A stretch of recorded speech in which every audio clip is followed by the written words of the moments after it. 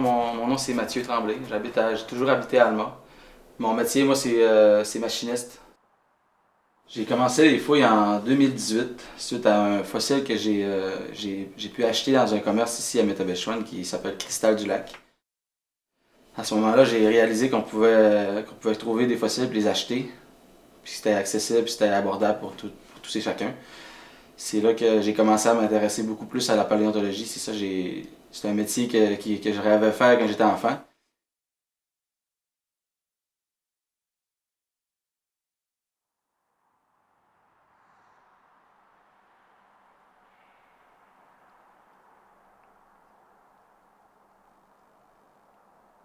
Si vous regardez ici, j'ai apporté un exemple. C'est un corail solitaire de type rugosa. On peut voir ça c'est un corail était piqué comme ça au fond de l'eau. C'est un peu comme une anémone. Puis ici, là, j'en vois beaucoup dans ces morceaux de roche là ici. Si vous regardez ici, on voit une vue de coupe de 1. On peut voir qu'il est environ placé comme ça.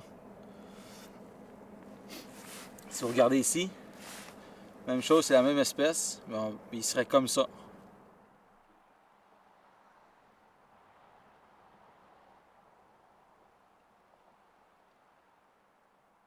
J'ai commencé par un gros bloc calcaire et qui est dit erratique. C'est un bloc qui a été transporté par les glaciers, j'avais connaissance de ce bloc-là depuis 20-25 ans, qui est près de chez mes parents, à peu près 1 kilomètre dans un champ, qui contenait beaucoup de coquillages fossiles. À ce moment-là, j'avais conscience qu'on pouvait trouver des coquillages, mais j'avais aucune idée de l'âge de ces fossiles-là, de leur nom, puis de leur provenance.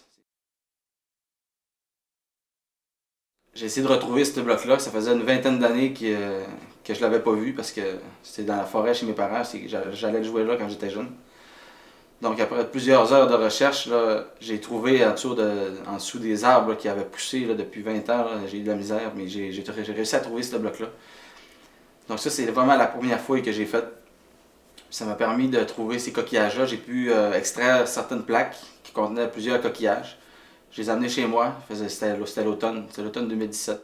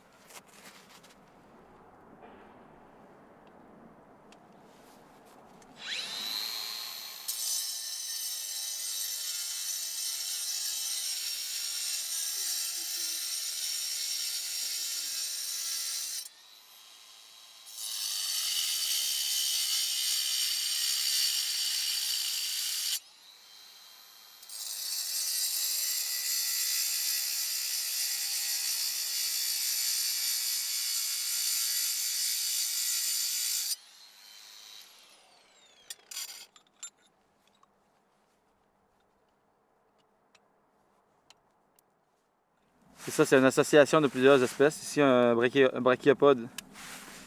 Ici, plus petit, un gastropode. C'est des mollusques. Puis on voit difficilement ici, mais plus tard, avec la préparation, on pourra voir plus facilement. C'est un morceau de bryozoaire. C'est des coraux branchus. Puis il y a plusieurs petits fragments de crinoïdes. En préparant peut-être des petits fragments de trilobites. C'est des belles petites plaques à récolter, à collectionner, à offrir un cadeau aussi.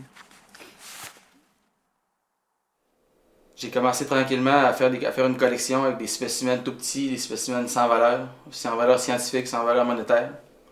J'ai continué par la suite à trouver des fossiles un peu plus rares, plus beaux, esthétiquement, qui valaient plus cher. Puis ça m'a permis de faire des échanges, de monter une collection qui vaut maintenant quand même une grande valeur, je pense, scientifique puis monétaire. C'est des choses que je peux partager avec des amis, partager avec la famille, partager avec les jeunes. Puis ça me passionne vraiment. Là.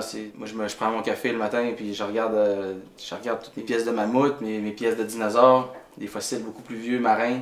C'est des choses que je me sens vraiment privilégié là, d'avoir pu acquérir ça, des objets extrêmement rares, même parfois uniques au monde. Puis cette collection-là, ben maintenant, j'ai atteint un niveau que j'ai maintenant stoppé de récolter des fossiles. Je me concentre maintenant à donner des présentations à des élèves, partager tout ce que j'ai appris, partager, leur montrer les objets que j'ai. Ça serait un non-sens d'avoir ça chez moi puis de ne pas partager ça à personne.